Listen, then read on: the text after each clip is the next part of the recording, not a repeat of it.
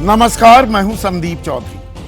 आज सीधा सवाल में सीधी बात राजनीति की, खालिस राजनीति की बात, 2024 के लोकसभा चुनाव की तैयारियों की बात। तो बात होगी एनडीए की भी और बात होगी इंडिया गठबंधन की भी। और पहले बात करते हैं इंडिया गठबंधन।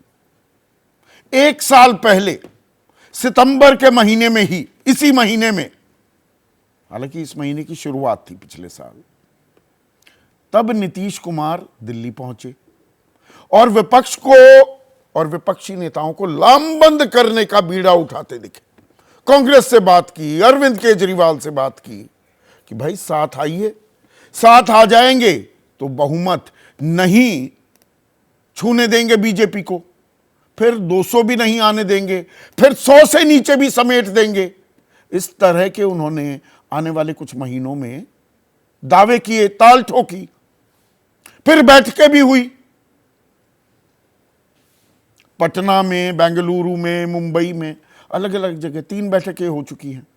इंडिया नामकरण भी हो गया, पर संयोजक कौन होगा, चेहरा कौन होगा, इस पर अभी भी एक खामोशी है, एक चुप्पी है।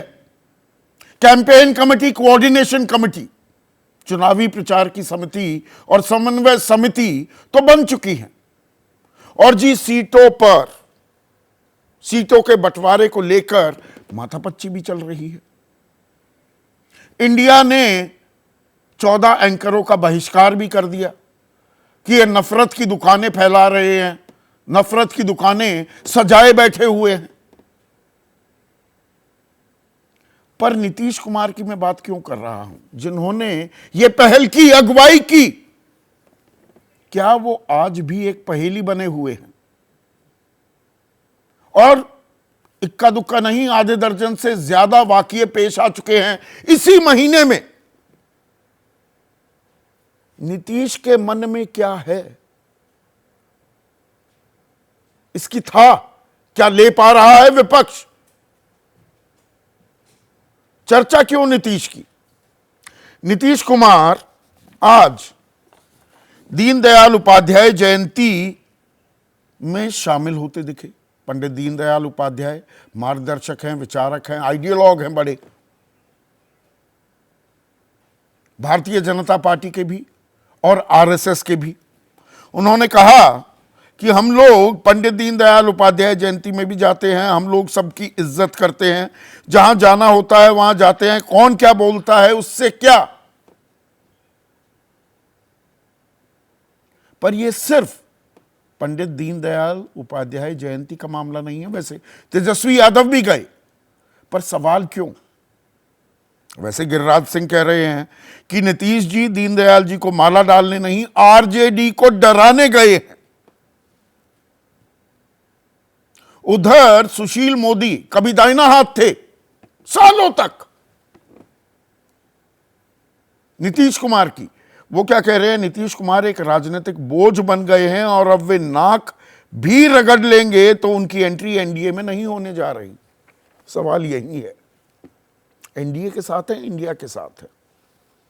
और जो आधा दर्जन से ज्यादा मैंने मौके का जिक्र किया, तो ये 14 एंकर्स का जो बहिष्कार किया, असहयोग आंदोलन जो इंडिया चला रहा है, तो उन्होंने इसका विरोध किया कि पत्रकारों का बॉयकॉट नहीं होना चाहिए।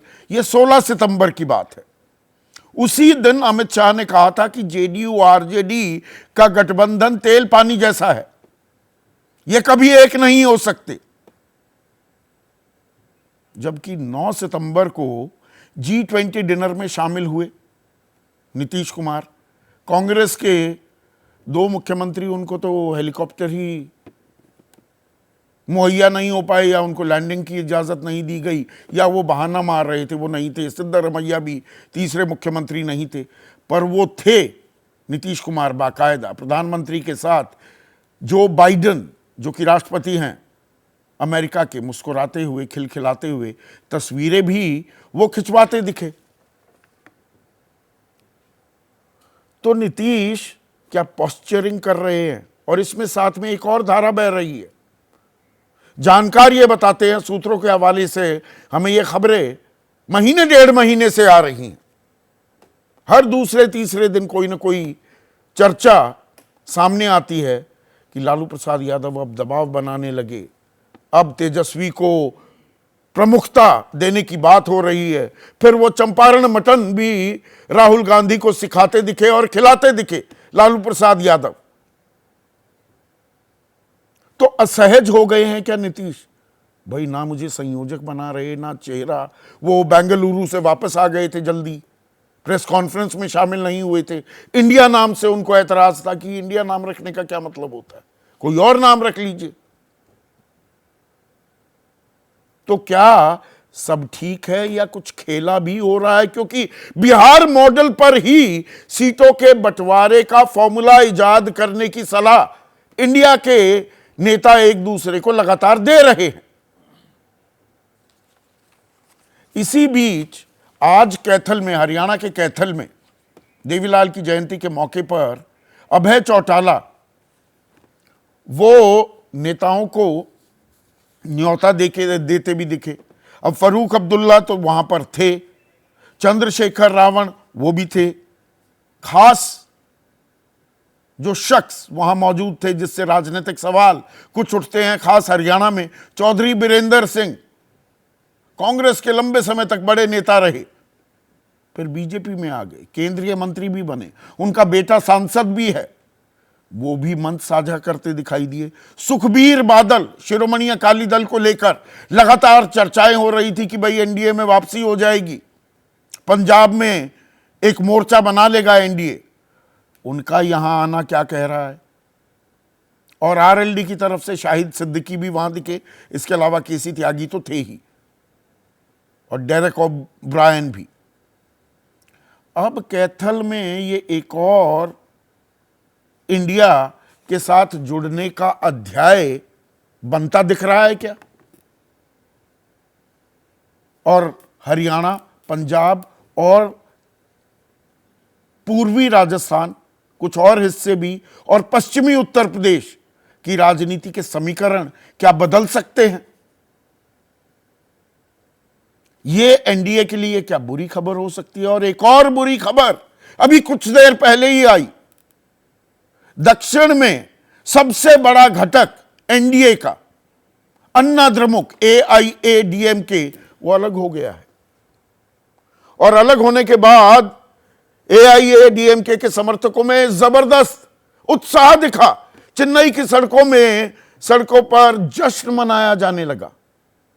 तो जेडीएस की एंट्री हुई कर्नाटक में एनडीए में, पर AIADMK वो दूर हो गया।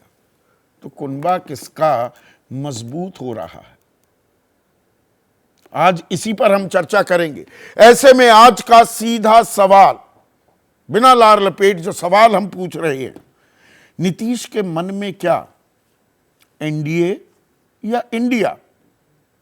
और एनडीए बनाम इंडिया, किसका कुनबा बढ़िया यानी कि मजबूत? जैसे ही घड़ी का काटा दोपहर 2:30 पे आए, बबीता जी का दिल सास बहू साजिश के लिए मचल जाए। और ये है इनकी बहू, पूरे दिन ऑफिस की टेंशन हो जाए गॉन जब ये करें अपना फेवरेट शो फ्री टाइम पे ऑन। इनकी तरह आप भी देखें अपना फेवरेट शो अपने टाइम पर, और डाउनलोड कीजिए ABP लाइव ऐप अपने स्मार्ट टीवी पर।